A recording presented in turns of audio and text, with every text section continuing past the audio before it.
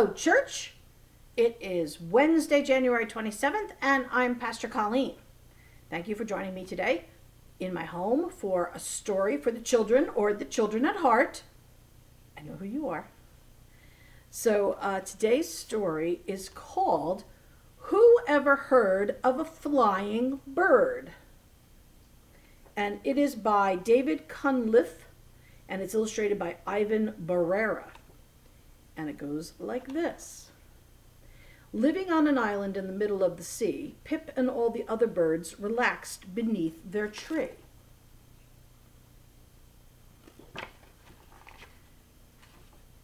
Her flock stayed on the ground. They never thought to fly. It sounded so ridiculous they didn't even try.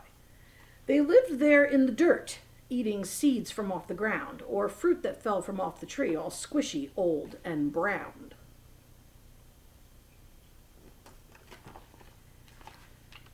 Island life was simple, and she lived a life of ease, yet Pip still yearned for something more than life beneath the trees.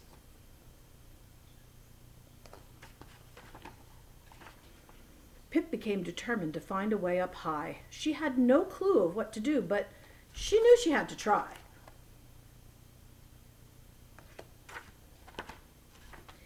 Pip started with the basics, something never tried before, and aiming for a piece of fruit, she jumped up off the floor. Sadly, this was not enough. She missed it by a mile. The others chirped and laughed at her and taunted with a smile. Who ever heard of jumping birds that leap and bound around? There's no such thing as jumping birds who won't stay on the ground.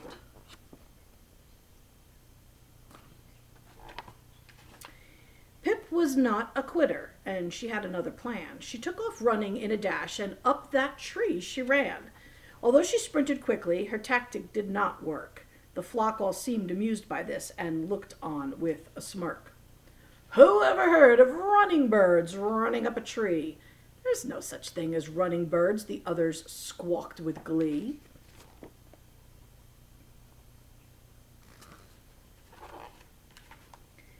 Pip was not quite finished. There were still more things to try. Next, she tried to flap her wings to reach the branch up high. She flapped and shook her wings and spun and danced around, but nothing changed, and there she stood, feet firmly on the ground. Who ever heard of flapping birds flapping up and down? There's no such thing as flapping birds. You're silly like a clown.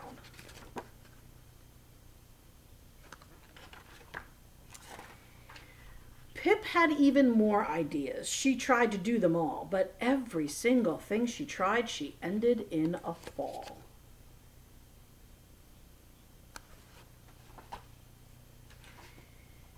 That night, she took a walk and found a place to sit. She thought, this feels impossible. Maybe I should quit.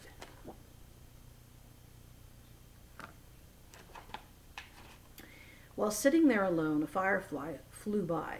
Pip was just amazed to see a bug could fly so high. A feeling then came over her. She had to try once more. She knew it did not matter that no bird had flown before.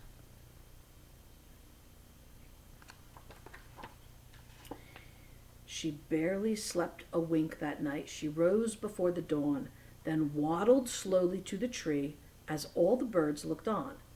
Pip began to flap her wings, then took off with a dash. She made it pretty far this time, but landed with a crash. Who ever heard of flying birds like clouds up in the sky? Don't you know there's no such things? We just aren't meant to fly.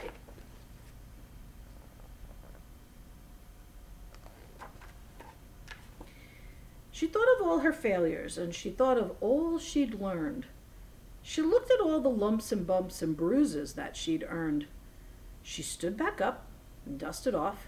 A tear was in her eye. She clenched her beak, and Pip resolved to give it one more try.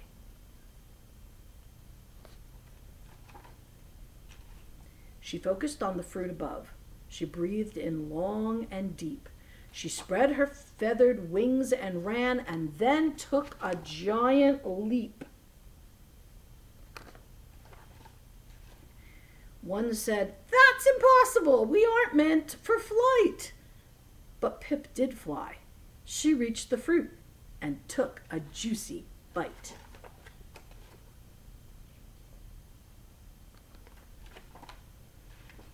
One by one, Pip took each bird and showed them how to fly. No longer stuck down on the ground, their home was now the sky.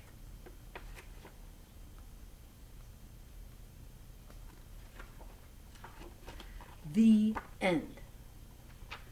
I love this story because we get to hear about Pip and her friends, and Pip is this great model of dreaming big and for trying new things, even if we fail over and over again.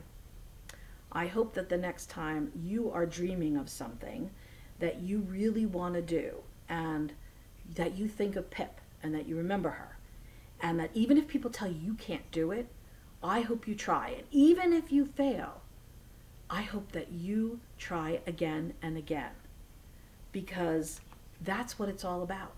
To dream really big and to try new things, because we never know what we can do. Because sometimes it's about reaching for the sky and learning that we can fly. And then the really cool thing is, once we get our dreams, or once we're pursuing them, we can help other people pursue their dreams as well and teach them how to fly. So thanks for joining me today in my home for another story. I hope that you will have a great day, and I will see you again. Bye.